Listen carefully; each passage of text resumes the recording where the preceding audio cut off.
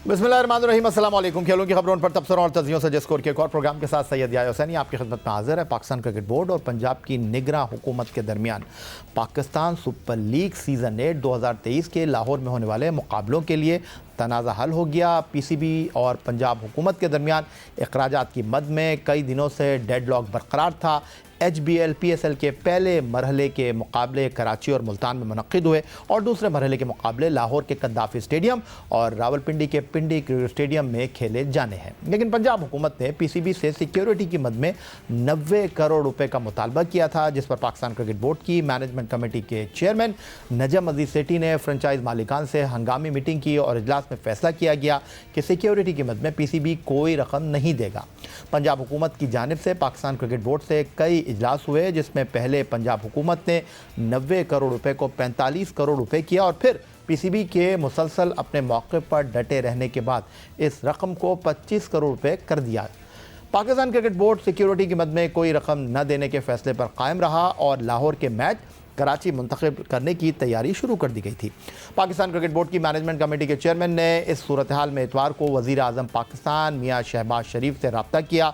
Matches को लाहौर से कराची मुंतकिल करने पर तनाज़ा हल करने के लिए सह फ़रीक़ी मुलाक़ात में वज़ीर आज़म शहबाज शरीफ, निगरां वज़ीर आला मोहसिन नकवी और PCB मैनेजमेंट कमेटी के चेयरमैन नजम अजीज सेठी ने हिस्सा लिया, जिसके बाद फैसला कुन मुज़ाकरात में चीफ सेक्रेटरी पंजाब ने शिरकत की, जिसमें यह तय पाया कि PCB एक बार 10 करोड़ रुपए की रकम पंजाब हुकूमत को अदा करेगी। नजम सेठी ने PCB के सरपरस्त आला शहबाज शरीफ का शुक्रिया अदा किया और कहा कि वज़ीर आज़म की कोशिशों से मसला हल हुआ। नजम अजीज सेठी ने अपने बयान में मज़ीद कहा कि निगरां वज़ीर आला मोहसिन नकवी के शुक्रगुजार हैं। वज़ीर आला मोहसिन नकवी ने रूट की लाइटिंग के अखराजात में हिस्सा डालने पर इत्तेफाक किया है। और अब इस तमाम सूरत हाल पर गुफ्तगू करने के लिए हमारे साथ मौजूद हैं Pakistan cricket board management committee के सरबराह नजम अजीज सेठी साहब। खुश आमदीद कहेंगे नजम अजीज सेठी साहब आपको। नजम अजीज सेठी साहब, एक और चैलेंज, एक और कठिन फैसला जो आपने किया और सुरखरू हुए उसमें, और पंजाब हुकूमत के साथ आपके मामलात अच्छे अंदाज में जो है खुश उसलूबी के साथ तय हो गए। 50 करोड़ रुपए आपको नहीं देने पड़े। पाकिस्तान सुपर लीग के मुकाबले अपने शेड्यूल के मुताबिक लाहौर और पिंडी में मुनक्किद होंगे। जी सही कह रहे हैं, काफी मुश्किल किस्म के इश्यूज खड़े हो गए थे, मगर हमारी खुशकिस्मती है कि सेंस एंड सेंसिबिलिटी प्रिवेल की है और पंजाब गवर्नमेंट को एहसास हुआ है और मोहसिन नकवी साहब ने फिर एक टीम को भेजा हमारे पास, उनसे मुज़ाकरात हुए, हमने अपने मसाइल बताए, उन्होंने अपने मसाइल बताए। फिर मैंने रब्ता किया प्राइम मिनिस्टर पेटर्न शहबाज शरीफ साहब से, मैंने उनको बताया क्या मसले हैं। फिर उन्होंने नकवी साहब से बात की और मेरा ख्याल है कि अब वो मामले तय हो गए हैं और अब हम आगे बढ़ेंगे सुकून के साथ। तो सेठी साहब, मैं जानना ये चाहता हूँ कि एक आम शाइक भी क्रिकेट का ये जानने का मुतमन्नी है कि पंजाब हुकूमत ने आपसे 50 करोड़ रुपए मांगे, सिंध हुकूमत जो है आपके साथ मुकम्मल ताउन करती है, तो एक मुल्क है, दो शहर हैं, ये क्या कहानी है? अच्छी कहानी नहीं है। यही मेरा मौक़िफ़ रहा कि 7 साल से तो कभी किसी हुकूमत ने हमें इस किस्म के हमारे ऊपर मुतालबे नहीं किए और ये क्या कहाँ से ये बात आ रही है। और इनफैक्ट यहाँ तक कि परवेज़ इलाही साहब की जो हुकूमत थी, जिनके साथ पिछली कांटेक्ट में था, 2 दिन पहले हमने तय किया था कि कोई चार्ज नहीं होगा। उसके बाद नई हुकूमत आ गई और फिर इन्होंने नए सिलसिले से सारा मामला शुरू कर दिया है। इनका मौक़िफ़ भी, उसमें भी कुछ वजन था कि जी ये इंटरिम गवर्नमेंट है, हम इस कितने बड़े खर्चे कैसे करेंगे वगैरह वगैरह। मगर फिर फाइनली हमने समझाया उनको कि ये नेशनल एफर्ट है और जिस हद तक हम आपकी सपोर्ट कर सकते हैं हम करने के लिए तैयार हैं, मगर ऐसी चीज़ ना हो आज आप ये इतना बड़ा डिमांड कर रहे हैं, कल फिर सिंध करेगा, फिर अगले साल हम इंशाल्लाह केपी भी जाएंगे और हम क्वेटा भी जाएंगे, तो ये तो फिर 1-2 अरब रुपए का खाता बन जाएगा, ये तो बैंकक्रप्ट हो जाएगा PSL। और इससे बेहतर है कि फिर हम वापस चले जाएं दुबई या कहीं और चले जाएं। इस वक्त तो सारी दुनिया हमें याद कर रही है कि हमारे यहाँ आके खेले, और तो इस किस्म की बातें चलती रही और फिर मेरा ख्याल है अच्छा हुआ ये मसला हल हो गया। और मेरी यही उम्मीद है कि ये नेशनल एफर्ट है और इसको तस्लीम किया जाएगा एज अ नेशनल एफर्ट। ये सिर्फ PCB नहीं, सिर्फ पाकिस्तान की आवाम, पाकिस्तान के प्लेयर्स सभी इन्वॉल्व हैं इसके अंदर। नजम अजीज सेठी साहब, इस बार 9 मैच आपने दिए हैं जिंदा दिलों के शहर लाहौर को, और जब ये खबर मंजर आम पर आई तो लोग बड़े हैरान थे और सवाल कर रहे थे अब क्या होगा। लेकिन जो लाहौर कलंदर का और पेशावर ज़ल्मी का मैच है, हाउसफुल मैच, और लाहौरियों ने बता दिया कि वो पाकिस्तान सुपर लीग का किस शिद्दत के साथ इंतज़ार कर रहे थे। तो आप खुद कितने रिलैक्स हैं, क्योंकि आप पाकिस्तान सुपर लीग के रुए रवा हैं और लाहौर में इंग्लैंड की टीम नहीं खेल सकी, लाहौर में न्यूजीलैंड की टीम नहीं खेल सकी फॉग की वजह से, तो सारे मैचों की उम्मीद तो यही है कि हाउसफुल होंगे। इंशाल्लाह जी बिल्कुल ऐसी होगा। और जो आखिरी 4 मैचेस है, मेरा ख्याल है वहाँ आप देखिएगा किस तरीके के साथ हाउसफुल होगा। ये जो वीकेंड्स के ऊपर मैचेस हैं वो तो हाउसफुल ही हम तो करते हैं। जो वीकडेज से हैं वो मेरा ख्याल है अगर हाउसफुल हो जाए तो बहुत अच्छा। So let's see how it goes. हम तो कल का जो मैच हुआ है और इंशाल्लाह आज जो तवक्को है, मेरा ख्याल है लाहौरी तो पूरे दिल के साथ सपोर्ट कर रहे हैं। नजम अजीज सेठी साहब, आप मैनेजमेंट कमेटी को रन कर रहे हैं और आगे आने वाले दिनों में आप full flash chairman Pakistan cricket board का ओहदा संभाल लेंगे। लेकिन अभी PSL से पहले आप एक बुक्टी क्रिकेट स्टेडियम में मैच करा रहे थे, वहाँ खिलाड़ियों के एजेंट का मामला सामने आया, उसको भी आपने जो है वो अच्छे अंदाज में हैंडल किया। अब ये PSL का मामला, तो हर रोज़ आपके लिए नए चैलेंज हैं, तो परेशान तो नहीं हो रहे आप कि यार ये क्या है, हर रोज़ एक नया मसला खड़ा हो जाता है?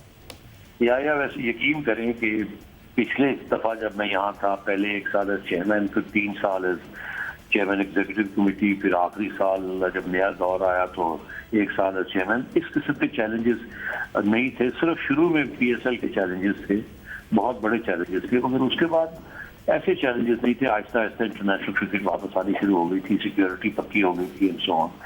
मगर इस दफा तो और बहुत से चैलेंजेस हैं। अभी तो हमने डोमेस्टिक क्रिकेट के अंदर जो चैलेंजेस है जिसके लिए हम आए हैं, ये पुराना सिस्टम को रिस्टोर करना, कुछ थोड़ी बहुत उसमें इम्प्रूवमेंट्स करनी और उसको फिर रिवाइव करना, ये आगे अब इलेक्शंस होने हैं, ये बहुत बड़ा चैलेंज है। और हमारे पास सिर्फ टाइम 6 हफ्ते हैं, क्योंकि मैनेजमेंट कमेटी की जिंदगी जो 4 महीने की थी, जिसमें से 2 माह तो हो चुके हैं और अगले 6 हफ्ते के अंदर अंदर हमने डिस्ट्रिक्ट्स और रीजन्स के इलेक्शन कराने हैं, सारे क्लब्स को रिवाइव करना है। अभी हमारी उम्मीद है आज इलेक्शन कमिश्नर साहब नॉमिनेट हो जाएंगे। अभी तो 1 महीना लगा है इलेक्शन कमीशन की नॉमिनेशन के अंदर। तो मतलब है इस किस्म के बड़े चैलेंजेस हैं। और फिर आगे न्यूजीलैंड आ रही है, फिर ये इश्यूज नहीं हम चाहते खड़े हो जाए, लाइटिंग की और ये और वो सारा कुछ। तो यस यू आर राइट, इस दफा जो चैलेंजेस हैं बड़े सब्सटैंशियल चैलेंजेस। तो नजम अजीज सेठी साहब, जाते जाते मुझे ये भी बताते हैं कि पाकिस्तान सुपर लीग को आपने स्टार्ट किया और जो फ्रेंचाइजीज़ हैं वो आपके आने पर बड़ा खुश हैं, लेकिन ये जो आपको नया चैलेंज दरपेश था कि 50 करोड़ रुपए पंजाब हुकूमत मांग रही थी और आप पहले दिन से स्टांस ले चुके थे, नहीं जी हम पैसे नहीं देंगे, और फ्रेंचाइजीज़ जो थी उन्होंने कहा कि सेठी साहब जो फैसला आप करेंगे हम आपके साथ खड़े हैं। तो ये चीज़ आपके लिए कितनी इंपॉर्टेंट है कि फ्रेंचाइजीज़ ने आपके कंधे के साथ कंधा मिलाया और आपकी हाँ में हाँ मिलाई? देखिए, मैं पहले दिन से ये कह रहा हूँ और मेरा ये मौक़िफ़ है कि PSL फ्रेंचाइजीज के बगैर हो ही नहीं सकता। फ्रेंचाइजीज और PCB को एक सफ़े पे होना पड़ेगा हर इश्यू के ऊपर। अगर लड़ाई झगड़े शुरू हो गए तो ब्रांड इफेक्ट हो जाएगा। इसका ये मतलब है कि हर स्टेज पे PCB को और फ्रेंचाइजीज को एक सफ़े पे होना पड़ेगा और उसके लिए कभी PCB को कॉम्प्रोमाइज़ करनी पड़ेगी, पीछे हटना पड़ेगा, कभी फ्रेंचाइजीज को पीछे हटना पड़ेगा। तो ये इशू है, यही मैं सबको समझाता हूँ कि रैशनली इसको देख लीजिए। जहाँ भी कॉम्प्रोमाइज हमें करना है मैं करूँगा और जहाँ आपको करना है आपको करना चाहिए इन द लार्जर इंटरेस्ट। तो इसी अप्रोच के साथ मैं आगे बढ़ना चाहूँगा। और देखिए आगे अगले साल तो बहुत बड़े इश्यूज आ रहे हैं फ्रेंचाइजीज के साथ। पुराने कुछ मैनेजमेंट रोल, मानी साहब के ज़माने की बात या रमीज राजा साहब के ज़माने की बात, ये तो ऑलरेडी साइन ऑफ कर चुके हैं कि ये 6 टीमें ही रहेंगी अगले 2 साल, जब तक 10 साल का ये प्रोजेक्ट खत्म नहीं होता। हालांकि ओरिजिनल प्रोजेक्ट के अंदर तो ये 8 टीमों का प्रोजेक्ट है। तो अभी अगला चैलेंज तो ये है कि फ्रेंचाइजीज को ये कन्विंस करना है कि 2 टीमें और लेनी है हमने और सबका फायदा, उसके अंदर नुकसान नहीं है। और अगर किसी का नुकसान है तो PCB उसका जिम्मेदारी लेगा, नुकसान हम नहीं होने देंगे। मगर इतनी सख्त डिमांड है 2 नई टीमों की, ये मैं बता नहीं सकता हूँ आपको। जितनी ज्यादा कामयाबी होगी एक ब्रांड की, और लोग उसमें कूदना चाहेंगे और लोग उसमें अपना हिस्सा डालना चाहेंगे। और मैं आपको बता दूं, इस वक्त अगर हम 10 टीमें भी हमारे पास होती तो 10 भी बिक जाती, इतनी सख्त डिमांड है कि हमने जो उसके आता है वो कहता है मैंने 7वीं टीम और 8वीं टीम लेनी है। तो ये तो अच्छी खासी बिल्डिंग होगी उसके ऊपर और इससे सबका फायदा होगा। पाकिस्तान की आवाम का भी फायदा होगा और हम अच्छा है इससे बेहतर टूर्नामेंट कर सकेंगे। 8 टीमों का मतलब है कि इस वक्त 40 के करीब फॉरेन प्लेयर्स आते हैं, तो फिर 50-60 के करीब फॉरेन प्लेयर्स आएंगे और टॉप क्वालिटी आएंगे और ज्यादा रेवेन्यूज जनरेट होंगी। तो बड़ा एक्साइटिंग प्रोजेक्ट है, मगर ये चैलेंज है फ्रेंचाइजी को साथ लेके चलना इसके ऊपर।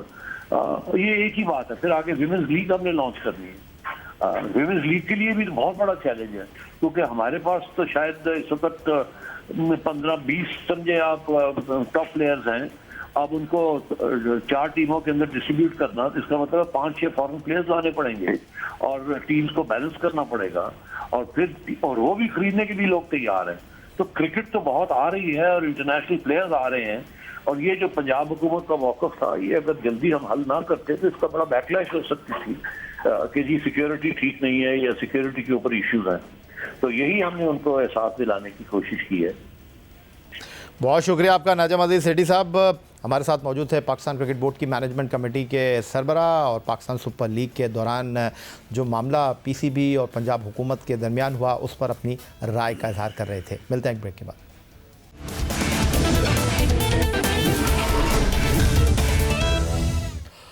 पाकिस्तान सुपर लीग सीज़न 8 2023 में लाहौर कलंदर्स ने अपनी कामयाबियों के सिलसिले को जारी रखा हुआ है, और HBL PSL मुकाबले में कलंदर का हर खिलाड़ी अपना हिस्सा डाल रहा है। पेशावर ज़ल्मी के ख़िलाफ़ मुकाबले में लाहौर कलंदर के फ़खर ज़मान और कामरान ग़ुलाम की जगह शामिल किए जाने वाले अब्दुल्ला शफ़ीक़ ने पेशावर ज़ल्मी के बॉलर्स की खूब दुर्गत बनाई। फ़खर ज़मान ने से 45 गेंदों पर 10 छक्कों और 3 चौकों की मदद से 96 रन स्कोर किए। अब्दुल्ला शफ़ीक़ ने 41 गेंदों पर 5 छक्कों और 5 चौकों की मदद से 75 रन बनाए, और मुकर्रर ओवर्स में 3 विकेट पर 241 रन बनाए। ये पाकिस्तान सुपर लीग का तीसरा सबसे बड़ा स्कोर रहा। एक जाने पेशावर ज़ल्मी के बॉलर्स के खिलाफ फ़खर ज़मान ने लाठी चार्ज किया, तो पेशावर ज़ल्मी बैटिंग लाइन को ज़मीबोस करने में लाहौर कलंदर के कप्तान शाहीन शाह अफरीदी ने कलीदी किरदार निभाया। 4 ओवर्स में 40 रन देकर 5 विकेटें हासिल की, जिसमें कप्तान बाबर आजम की विकेट भी शामिल थी। पेशावर ज़ल्मी लाहौर कलंदर के खिलाफ 40 रन की शिकस्त से 2-4 हुई। बॉलिंग में तो पेशावर ज़ल्मी के बॉलर अच्छी कारकर्दगी ना दिखा सके, लेकिन पेशावर ज़ल्मी की इब्तदाई 2 विकेटें सिर्फ 28 रन पर गिर जाने के बाद बाएं हाथ से बैटिंग करने वाले नौजवान साइम अयूब ने एक बार फिर अपनी क्लास दिखाई और अपनी दिलकश और उम्दा इनिंग से स्टेडियम में बैठे तमाशाइयों को खूब महसूस किया। शाहीन शाह अफरीदी के खिलाफ साइम अयूब ने स्टाइलिश अंदाज में चौके लगाए। मुल्तान सुल्तान के खिलाफ भी साइम अयूब ने 53 रन की दिलकश इनिंग्स खेली थी, और इस मरतबा लाहौर कलंदर के खिलाफ भी मुश्किल में वो कैटमोर के साथ 91 रन की शराकत बनाने में कामयाब हुए। मुल्तान सुल्तान के खिलाफ साइम अयूब का अब्बास आफरीदी को फाइन लेग पर लगाया गया छक्का सोशल मीडिया पर वायरल हुआ, और लाहौर कलंदर के हारिस रऊफ के खिलाफ भी उन्होंने इसी अंदाज में फाइन लेग पर छक्का लगाया। क्रिकेट पंडित और कमेंटेटर उनकी इनिंग के दौरान उनकी तारीफ करते रहे और उन्हें पाकिस्तान क्रिकेट का मुस्तकबिल करार दिया। साइम अयूब ने 5 मैच खेलकर 142 के स्ट्राइक रेट से 108 रन स्कोर किए हैं, जिसमें उनकी 2 निफ सेंचुरियां शामिल हैं। नेशनल स्टेडियम कराची में खेले गए पाकिस्तान सुपर लीग सीज़न 8 2023 के आखिरी मुकाबले में होम टीम कराची किंग का मुकाबला मुल्तान सुल्तान से हुआ। मुल्तान सुल्तान 8 पॉइंट्स के साथ टेबल पर टॉप पर है। दूसरी जानिब कराची किंग्स 5 मैच खेलकर सिर्फ 1 मैच जीत सकी थी, लेकिन मुल्तान सुल्तान के खिलाफ कराची किंग ने PSL सीज़न 8 में दूसरी फतह समेट ली, और 167 रन के जवाब में मुल्तान सुल्तान को 101 रन पर आउट करके 66 रन के बड़े मार्जिन से कामयाबी हासिल कर ली। कराची किंग ने मुल्तान सुल्तान के खिलाफ मैच में टीम में तब्दीली करते हुए नाकाम रहने वाले हैदर अली की जगह नौजवान क्रिकेटर और पाकिस्तान कप के top scorer batsman Tayyab Tahir को प्लेइंग 11 का हिस्सा बनाया, लेकिन तैयब ताहिर ने अपनी मैनेजमेंट को मायूस नहीं किया। तैयब ताहिर ने कराची की मुश्किल पिच पर 46 गेंदों पर 8 चौकों और 1 छक्के की मदद से 141 के स्ट्राइक रेट से बल्लेबाजी करते हुए 65 रन स्कोर किए और कराची किंग के टॉप स्कोरर रहे, जिसकी बदौलत कराची किंग 167 रन का मजमुआ तश्कील देने में कामयाब रही। पाकिस्तान सुपर लीग सीज़न 8 2023 की कामयाब टीम मुल्तान सुल्तान को इवेंट में कराची किंग के हाथों नेशनल स्टेडियम कराची में नाकामी से 2-4 होना पड़ा। मैच के बाद मुल्तान सुल्तान के bowling coach Mushtaq Ahmed press conference करने के लिए आए, तो उनसे सवाल हुआ कि उनकी बैटिंग में गेंद स्पिन हुआ तो क्या पिच को दुरुस्त तरीके से रीड नहीं कर सके, जिस पर मुश्ताक अहमद ने कहा कि ईमानदारी से जवाब दूं तो वो पिच को दुरुस्त तरीके से नहीं पहचान सके। उन्हें लगा था कि गेंद पहले स्पिन करेगा, लेकिन गेंद दूसरी इनिंग में भी ज़्यादा टर्न लेने लगा। कराची किंग के बॉलर्स की भी उन्होंने तारीफ़ की, जिस पर उनका कहना था कि उन्होंने अच्छी बॉलिंग की और हमारे बैट्समैनों को लाजवाब किया। आई थिंक क्रेडिट तो कराची को जाना चाहिए, दे बॉल्ड ब्रिलियंटली। हमारे स्किल लेवल इतने अच्छे नहीं थे एज ए प्रोफेशनल टीम। 50 आपने किया और 6 ओवरों में 1 विकेट गिरी हुई, तो you don't get out on 101। I think pitch को अगर देखा जाए तो जब आपके माइंड सेट डिफेंसिव हो जाता है ना, तो फिर पिच से ऐसा लगता है कि सब कुछ होना शुरू हो जाता है। तो I think credit goes to Karachi and we did not play a great cricket in batting, simple is that. आप अच्छी पिचों के ऊपर खेलते हुए स्लो पिचों के ऊपर आते हैं, फिर एकदम आपको अपनी गेम चेंज करनी पड़ती है, और अच्छी टीमें और अच्छे प्लेयर इस कंडीशन को अडॉप्ट जल्दी कर लेते हैं।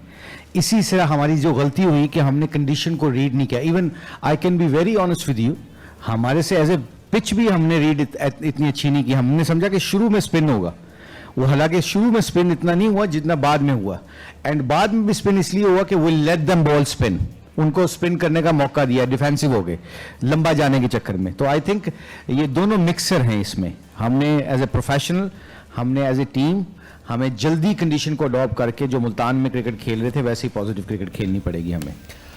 साबिक टेस्ट क्रिकेटर और मुल्तान सुल्तान के बॉलिंग कोच मुश्ताक अहमद ने तैयब ताहिर की उसामा मीर के खिलाफ उम्दा इनिंग पर तबसरा करते हुए कहा कि तैयब ताहिर डोमेस्टिक क्रिकेट में बहुत ज़्यादा क्रिकेट खेल चुके हैं और उन्होंने उसामा मीर को बेहतरीन अंदाज में खेला, जबकि मैथ्यू वेड उसामा मीर के खिलाफ ज़्यादा कामयाब साबित नहीं हो रहे थे।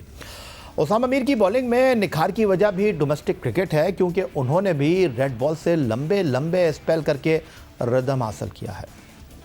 It's not rocket science. उसकी सबसे बड़ी मैं आपको बताता हूँ आज, because why he was not successful, the guy he was playing against mister Tayyab, he was playing first class cricket and he was scoring lots of runs. जब आप फर्स्ट क्लास क्रिकेट में रन्स करने का गुर सीख जाते हैं ना, तो फिर अगर आपका टेम्परामेंट और माइंडसेट तगड़ा होता है ना, तो इन कंडीशन के ऊपर जब आप असामा को खेल के आते हैं ना, तो उसका टेम्परामेंट असामा को बहुत अच्छा था खेलने का। इसलिए मैथ्यू वेड से तो खेला ही नहीं जा रहा था, ये तैयब ने उसको बहुत अच्छा खेला। तो आई थिंक असामा का जो राइज करने का मौका मिला वो लंबे ओवर किए उसने रेड बॉल के साथ, फर्स्ट क्लास क्रिकेट को प्रेफरेंस दी, अपनी फिटनेस पे कंट्रोल किया। क्योंकि आप एक स्प्रिंट मारने के बाद अगर आपकी फिटनेस लेवल तगड़ी नहीं होती, जितने मर्जी स्किलफुल बॉलर हों आप एक्सपोज हो जाते हैं, आप एग्जीक्यूट नहीं सही कर सकते। सो एलिमेंट ऑफ बोथ, आपकी फिटनेस लेवल असामा ने तगड़ी की और उसने फर्स्ट क्लास क्रिकेट में जाकर लंबे लंबे ओवर किए, वो उसकी सबसे बड़ी वो क्या कहते हैं, इस एविडेंस टू बिकम सक्सेसफुल।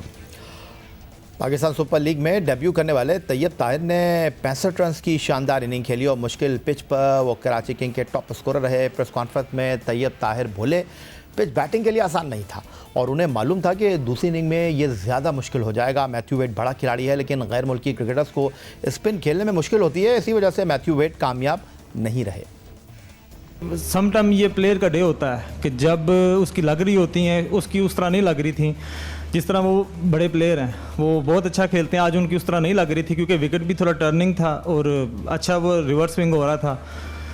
तो मेरा ख्याल है जो गोरों के लिए थोड़ा सा मुश्किल होता है ये इस तरह का टर्न खेलना, तो शायद इसलिए उन्होंने थोड़ी सी स्ट्रगल की। बाकी ये कि मुझे थोड़ा सा कॉन्फिडेंस था, मैंने सोचा कि चलो मैं आज कोशिश करता हूँ, तो अल्लाह का शुक्र है कि अल्लाह ताला ने कामयाब की। यही था कि जो विकेट थी ये इतना ईजी नहीं था, क्योंकि वो दिखने में भी लग रहा था कि बाद में जैसे उस पर बैटिंग होगी तो वो थोड़ा सा टूटेगा, और यही थी कि बस हमने किसी तरीके ना 160-70 करना है और बाद में इस पे थोड़ा बॉल लो भी रहेगा, टर्न होगा, तो वो वही माइंड में था। और इसलिए फिर अल्लाह का शुक्र, टॉस हमारी हुई है तो पहले यही प्लान था कि बैटिंग करें, क्योंकि हमें विकेट का थोड़ा सा वो आइडिया था और नज़र भी ऐसी आ रही थी, तो अल्लाह का शुक्र है कि वो जो सोचा वही हुआ।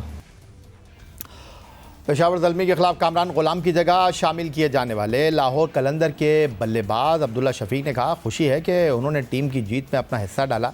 शाहीन शाह आफरीदी सब खिलाड़ियों की हौसला अफजाई करते हैं, आइंदा भी वो अच्छी कारकर्दगी दिखाने की कोशिश करेंगे। कोई भी शाहीन शाह आफरीदी का मुकाबला नहीं करना चाहता, उन्हें खुशी है कि वो शाहीन शाह आफरीदी की मुखालिफ टीम में नहीं है। शुक्र अदा करता हूँ सबसे पहले जिस तरह की इनिंग्स खेली और इसमें मेरा कंट्रीब्यूशन था कि जिससे टीम हमारी जीती, तो मेरे लिए सबसे बड़ी बात यह है। और जैसा कि शाहीन ने कहा, वो मतलब हमेशा अपने प्लेयर्स को बैक करता है, जो कि बहुत अच्छी बात है। एक लीडर की अहम क्वालिटी होती है, तो बस हम कोशिश करेंगे कि नेक्स्ट मैचेस भी इसी तरह खेलें।